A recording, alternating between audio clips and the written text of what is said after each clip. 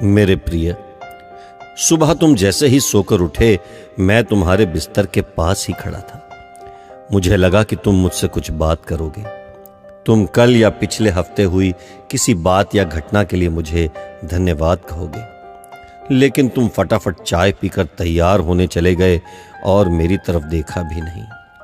फिर मैंने सोचा कि तुम नहा के मुझे याद करोगे, पर तुम इस उधेड़बुन में लग गए कि आज तुम्हें कौन से कपड़े पहनने हैं। फिर जब तुमने ऑफिस जाने के लिए ट्रेन पकड़ी तो मैं समझा कि इस खाली समय का उपयोग तुम मुझसे बातचीत करने में करोगे, पर तुमने थोड़ी देर पेपर पढ़ा और फिर खेलने लग गए अपने मोबाइल से, और मैं खड़ा का खड़ा ही रह गया। मैं तुम्हें बताना चाहता था कि दिन का कुछ हिस्सा मेरे साथ बिताकर तो देखो, तुम्हारे काम और भी अच्छी तरह से होने लगेंगे, लेकिन तुमने मुझसे बात ही नहीं की। एक मौका ऐसा भी आया कि जब तुम बिल्कुल खाली थे और कुर्सी पर पूरे 15 मिनट यूं ही बैठे रहे, लेकिन तब भी तुम्हें मेरा ख्याल नहीं आया। दोपहर के खाने के वक्त जब तुम इधर उधर देख रहे थे तो भी मुझे लगा कि खाना खाने से पहले तुम एक पल के लिए मेरे बारे में सोचोगे, लेकिन यह भी नहीं हुआ। दिन का भी काफी समय बचा था।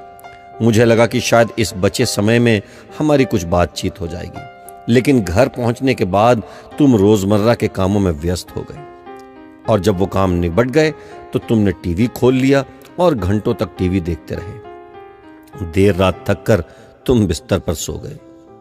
मेरा बड़ा मन था कि मैं भी तुम्हारी दिनचर्या का हिस्सा बनूं, कुछ वक्त तुम्हारे साथ बिताऊं, तुम्हारी कुछ सुनूं, तुम्हें कुछ सुनाऊं, कुछ मार्गदर्शन करूं तुम्हारा, ताकि तुम्हें समझ आए कि तुम किस लिए इस धरती पर आए हो और किन कामों में उलझ गए हो।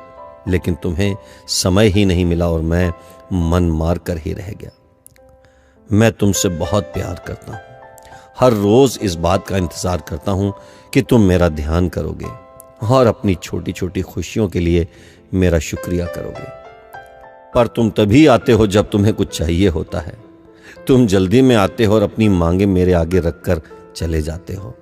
और मजे की बात तो यह है कि इस प्रक्रिया में तुम मेरी तरफ देखते भी नहीं। खैर, कोई बात नहीं, हो सकता है कल तुम्हें मेरी याद आ जाए। ऐसा मुझे विश्वास है और मुझे तुमसे प्यार है। आखिरकार मेरा दूसरा नाम प्यार ही तो है। तुम्हारा यीशु मसीह।